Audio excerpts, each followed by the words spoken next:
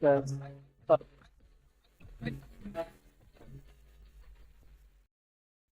perfect. Well, welcome to the OH-HighYo podcast, where cannabis culture meets conversation and the Midwest gets a seat at the global table today. I am one of your hosts, Anthony Gaines, entrepreneur, with my co-host, the amazing Bree, the Ebony Hempress. And this podcast today is an extension of OH-HighYo TV and magazine, which is two platforms that are dedicated to exploring the many layers of cannabis, from health to healing to entrepreneurship, art, politics, and people. Here on this podcast, we shine on a light on the industry's real players, and not just the big names, but the grassroots growers, the educators, and innovators changing the game one seed at a time. And today's episode is special because we're talking to someone and a few people who are not only doing the work, but helping bridge continents through cannabis, which is amazing. So we have Brandon from the Seed Syndicate, and we have Miss Prempe V and Lorenzo from the first Ganja Cup in Thailand. And we're planting the groundwork for what could be one of the most important global cannabis events to hit the U.S. soil, the first Ganja Cup. So let's go ahead and get into it. First off, just thank you all for the time and making this moment happen. Thank you. So we have to start every podcast with this same question. Do you use cannabis? Why or why not? Did you use cannabis? I use for medicine. Yes. For When I medicine. get sick, I use it. Beautiful. Yes.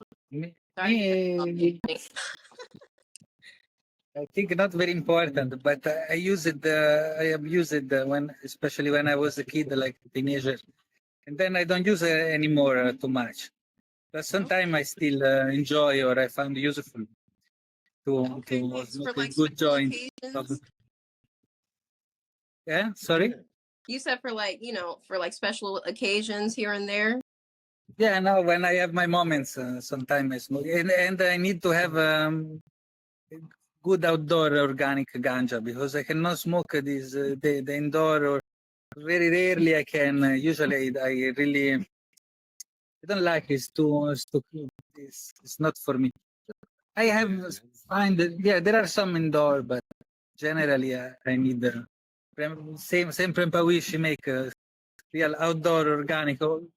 It's not wild because it's not wild, but almost. Yeah. I hear Oh, the sun-grown flavor too, cannabis. that mango. I hear sun-grown cannabis is like very unique in comparison to indoors. So Yes. So perfect. Well, get The indoor have his niche, especially because of prohibitionism is very diffused now. Most of people prefer indoor. The most of the consumer in our days they prefer the indoor to the outdoor. But I think it's because of 50 years of prohibitionism. Because if in a condition where ganja is free like Thailand, it almost makes no sense to make indoor because Right. it's so easy to make outdoor. It's like it's so easy. yeah, the climate definitely plays a role for sure. But But the people when it was illegal in Thailand, when went illegal in Thailand? The 20. 22 of June. right? 22 June 2000. Nine. Till the year. The year 22. 9 of June. And the year 22. 2022 June, no? Yeah. Yeah. Not 2023. 2022 Not long. June. Yeah, now. Now it's 3 years. Yes. Yes, not long. And look at all you've done so far in 3 years. That's amazing. Yes. Yes, and the first Ganja Cup, why begin? You can tell them. Because them have some cannabis cup. Them accept only indoor, but me only outdoor organic. Yes, and then because there was nobody who make competition for outdoor, she said, okay, let's make our own. And from there, it began the first Ganja Cup. The name was the Prepawi First Ganja Cup dedicated to outdoor organic of Thailand. The very beginning was like that. And then after 6 months, it was very successful. We didn't expect, we didn't imagine it was going to be so successful like that. And after 6 months, many people was asking, oh, please add the indoor. And then now there is also the indoor. And yeah, it's That's 2 awesome. years. How many tournaments do we make? Then I would just love to know, what's your personal opinion about what makes outdoor better than indoor? Like, what is it for you guys personally that you love that makes it, superior? The natural diversity of flavor. You can The plant first thing 1,000 is that seeds and get 1,000. the first thing is that is easier and is cheaper and is more eco compatible. Is logic. But who grow bananas indoors? Who Right. come on, it's like we don't the ganja why we who grow garlic indoor? Come on, nobody. Doesn't belong there. It's like it's ridiculous. It's okay. It's okay for research if somebody have some specific passion and some, but it's a niche. The indoor. It's not something about agriculture. Right. Agriculture is out. Is outdoor. We are not. Maybe for Elon Musk when he go to Mars, they can make indoor. Right. They probably gonna need that. Right. Yeah. On planet Earth, we make indoor only because 50 years ago they started the war on drugs. Because before the war on drugs, the indoor existed, but was not popular because it was. Yeah. Good point. See, and I That's thought it when we was a started. climate thing, but that's a good point too. That is the first reason. The second reason is also that the sun is the sun. You cannot make the same of the sun with the light. Period. Yeah. I agree wholeheartedly. Yes. And also not only the indoor, but also to grow in pot. Why to grow in pot? You don't need to the pot. Just is a weed. You just need the soil. It is a weed. Why everybody grow in pot? I see also the mendo. They also people. They have a lot of admiring. I admire them. They make very beautiful ganja. But why they grow in pot? You know. Yeah. Okay. I love your guys' Both ways. point of view on that. That's really dope because I've heard that it's true, like on a scientific level, like the profile of cannabinoids and terpenes are a lot more robust with sun grown versus indoor, Very. which makes more sense. The plant is getting more love and communication and just goodness from the sun, right? Like, period. Yes. Why the plant should make the trichome, no? We when we smoke, we look for the trichome mostly. Why they make the trichome? They make for pollination is like a sexual things, but also they make for defense, for protection. And then outdoor there is all the wind, there is the small bugs, there is a lot of the elements. They make the plant. The plant need to make many different kind of reactions that indoor you never have all that experiences. And It makes the plant stronger. Yes, I like to think that inside those spheres of the trichome, that cloud are like experiences of the plant that she's giving back to us the day that we smoke. No, if you grow them in yeah, but I think it's logic because we transmit our experiences with this contact with the plants, and the plant grow it inside the room and have no experiences. It's the same of the animal or the meat of the pig grow it in the farm or the wild pig. It's not the same meat. They say, and It's almost like a sad animal. I think we have sad plants. Oh no. When you bring them same. inside, that's where they don't belong. They don't get to communicate. Same. Did you know if you put a cannabis plant near a eucalyptus plant, it will bring on the terpenes of the eucalyptus tree. If you put it near a raspberry bush, it will bring on sour terpenes from the raspberry. They communicate with each other in ways we don't yet really know. Oh, That's so true. It really is. The plants are living, and I feel like we be forgetting that. Yeah, that's so true. that's crazy. That is crazy. When it comes to this first Ganja Cup, what inspired the creation of the first Ganja Cup? Yes, this is what you was telling before, no? Yes. That after 1 year, Prampawish had the first harvest, and then they make one cannabis cup in Phuket. They call the Phuket Cannabis Cup. They put 1 million baht price. I speak wow. because I'm more fluent with the English, but Prampawi is here. If I say something she don't want, she block me. She understand everything. But, Fair. and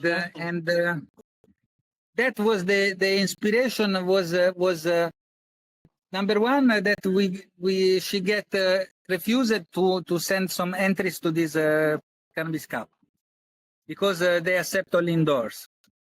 And another reason was about her neighbors because the traditional farmer, she's from one area that is not touristic, is only farmers there. And when they make it legal, everybody start to grow ganja. Everybody think they found the El Dorado. And was ganja everywhere, like ganja. But then they didn't plan how to sell it, how to dry and cure. Then they did fantastic, beautiful plants, but later, after 2 months, was everything rotten. They don't know even how to dry it or to store it properly. They don't have the infrastructure. Some of them they know, and those they survived, but all the other one they just quitted now after 3 years. There is and then to support also these groups where Prampawi was part of. They decided for valorize the work of these farmers. It was a good idea for make promotion to create this competition, and then also because in Thailand, if you go to visit, there is more dispensary than 7-Elevens in Thailand. Okay, there is thousand, and you probably only 1-2% of them have a little bit of Thai ganja inside. Most is illegal import from California or indoors cookies, stuff like that. And then it's very hard to find the Thai ganja in Thailand if you go in the dispensaries. Is why is it cheaper coming from California? Yeah, you know what is happening that here in Thailand they in 1 day they legalize, and they like legal. They didn't make legal. They just say that this is not a drug, out of the list of the narcotics. And then this was good because they released the prisoners, and the ganja was free finally. But somehow everybody have opened shops for selling ganja, but was not the production. Okay, and then the market have been flooded by illegal imports because the police was not checking or bothering anybody for the ganja. It was just legalized, you know. And then is arrived a lot of cannabis, ganja from California mostly. All because California at that time was in crisis. They don't know how to sell. I don't know if you remember that time was all the news of our industries. They was the big crack of the California ganja because they produce too much and they don't know how to sell, because also in America there are problems to shipping between countries and things like that. And then there is an overproduction in California. Most of this overproduction, yes. So also most they didn't have a great product. They have they grow it with synthetic fertilizer and is it's smelly ganja. It's not something I will smoke. And in California nobody want to smoke, and they send it to Thailand. And the people from California was buying in holiday. But only the first year was only the beginning, because later the Thai growers they start to grow also here. Right. Yeah, the first year was those sacred strains. Somehow we have to protect those farmers, so we bring those seeds here, and we introduce it here, and we show them what real ganja really is. That's my little place in the wheel. My goodness. Yes. The problem is that the people is not anymore accepting the Thai ganja. Even me, I have to be honest. When I start to help Grandpa Wee at the beginning in the ganja farm, I was a little bit demotivated because of the variety that they grow here. Really? I didn't know that. I didn't know that the ganja was like this. I think it was like hemp, not ganja. I have very bad opinion. The first year I didn't want even to try to smoke it. Was it And then the look of it, or was it just like? Because the look was not something like I recognize as a good ganja. And then one day, because of long story now, I don't tell, but one day I smoked, and I had this experience, and said, but this I never had this experience with the ganja. Then maybe here I discovered something new, something. This is the value of the Thai ganja. And then from there I become a big passionate and devoted to the cause. Wonderful. So what can you tell us just a little bit more about your experience? Like, what about the ganja for you? Like, okay, then I tell you the story that I skipped before. The story. We had this land in the countryside that because Prempawishi had her house, I rented the land nearby with a tree house there, and near this land was one. Yes, we still have this land, and was one neighbor, a local farmer that was growing a few plants for himself, maybe 5-7 plants. Very big, very beautiful. I go always to watch his plant. And one day I bring another friend to see these plants, and he cut it. And he cut it, and he put these plants to dry on the tractor under the sun.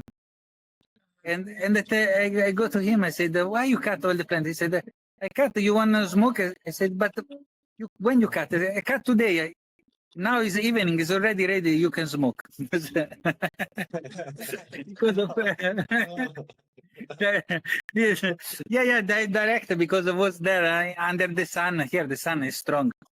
Yeah. And then he I don't want to smoke. He take this rolling paper, Thai rolling paper. They are the same of A4 paper, Fabriano for make very thick papers. And he take this thick paper like really thick like this, and he rolled this joint with this ganja dried in one day, that was already yellow. And he made to me this big joint and he said, smoke. I had respect for this man because more old than me, and then I smoke. The taste was not was same as you can expect. Hey. But but I smoked almost all there with him, and then I start to walk back to my land, and there I had like a sort of a kind of a enlightenment, like a ecstasy moment where everything became like light, and then I was full of energy, and I wanted to go to work in the field. I was and all the day I worked very hard, very heavy. No way. It just hit you. And then I really you see this ganja very, very interesting because even if it was treated so badly, it kept very interesting. Right. Wow. This is the story. That's wild. That is wild. And so when it comes to the first Ganja Cup, what does success for the first Ganja Cup look like to you? Oh, for the future? No, again, you understand the question? No, again with the question, sorry. I said the first Ganja Cup, for it to become something successful, for it to accomplish what you wanted to accomplish, what does that look like for you? What is the dream? The Ganja Cup is something that everyone who understands how it works can organize tournament or other kind of activities around the world. The idea is to create something that is not pyramidal, where there is like us or anybody else always on top who manage, and you have to always to ask. Now we are doing this work because we have the vision. We have the one who have started, and we give some guide to get in the same in the aligned, no? But later is something that can continue even without us. And the idea is to during this making this game give support to local farmers and to try to find some solution to take out the people from the jails, stop the wars, make the world a paradise. Yes. I love that. But in this lifetime, not in the next life. I don't know if I have another life. This lifetime. We'll find out then. Let's do it now. Yes. Dope. Yeah. And then and Brandon bringing it to Ohio, you reaching out and starting that process, how important is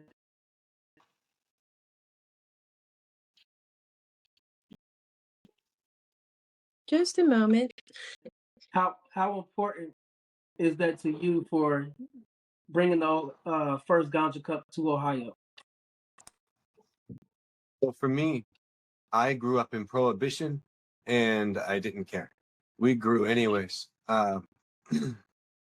We were just a little secretive about it, and it was a little underground. But when it finally became okay here, it changed everything. It shined a light that this could be another side of the bridge that they're building all the way over in Thailand, because we're farmers here. Everyone in Ohio has a farm connection somewhere. It's the sun-grown experience of, do you remember what the poop smells like in the spring? Because I'm pretty sure we all do here.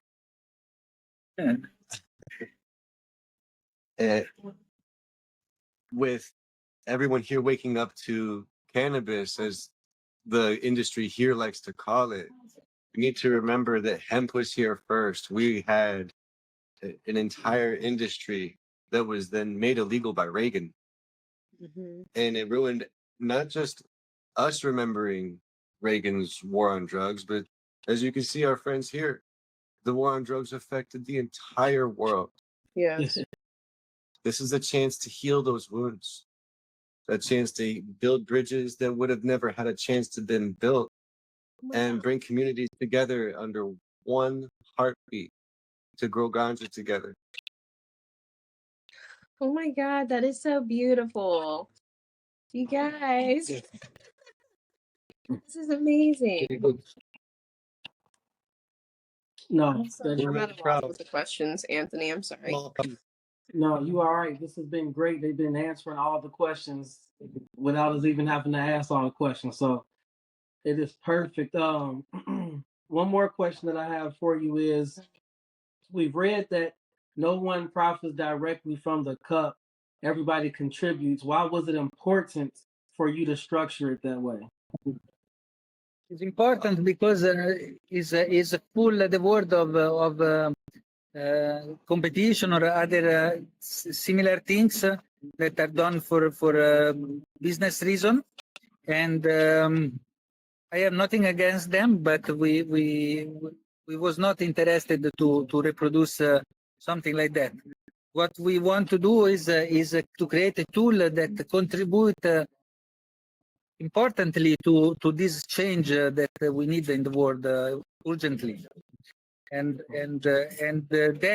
then we see the creation of a corporation or a company, a limitation to that, and because the ownership is well of the private property and the rights, the copyrights, all these things, they limit our possibilities. They make us poor. You know, even the richest of the millionaire, of the billionaire, even the richest of them is poor compared of a world where everybody is sharing and caring and keeping the things working well. Uh-huh. No?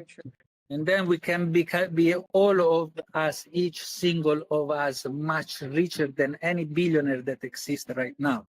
And then it's convenient even for them. They just to understand this and make again the world a place where we can work here and there. No need too much of this visa or a problem. This is my nation. This is your nation. Cannot go here. Cannot go there. If you do on this, you go to the jail. Why go to the jail? Who is in the jail? They said, in the jail because there is the criminal, there is the people dangerous. I don't see that. I see the people dangerous making the wars, building nuclear implantations. I never see these people go to the jail. And then we don't need the jail. And things, everything like that. So everything that when we was kid was so easy to understand, and somehow we forgot growing up. Let's not forget. Let's make it. We was no. We owe it to ourselves. Remember when we were children, we said all those crazy things we would do if we were grown-ups? Well, we're grown-ups now, so we owe it to ourselves to do it. Definitely, definitely. And now, do you have since we're coming up on that time, is there any message that you want to give to all of the Ohio registrants, the Ohio participants for the first Ganja Cup? Is there a message you want to give out to them? Say something to the participant. Come to enjoy our first Premium Ganja Cup in Ohio. Make the world. I can say. It's okay. The world free for Ganja. Yeah. Love that. Yes. Dope. Well, we appreciate you all, and that's a wrap on this special episode of the OH-HighYo podcast. A huge thank you to Brandon from the City Syndicate and Prempe V and Lorenzo from Thailand for sharing your passion, your stories, and your vision with us. It's inspiring to see the global connection rooted in purpose, culture, and the healing power of cannabis. So this first Ganja Cup isn't just a competition; it's a movement. So everybody remember that it's about regenerative agriculture, justice, liberation, and international unity. And we're honored to help amplify this story from Ohio to Thailand and everywhere in between. Be sure to follow us, Ohio TV and magazine, and stay updated on the Ganja Cup and more powerful conversations just like this one. Until next time, you all stay grounded, stay curious, and keep the culture alive. Thank you so much. Peace. Have a good one. Thank you. Thank you. Thank you.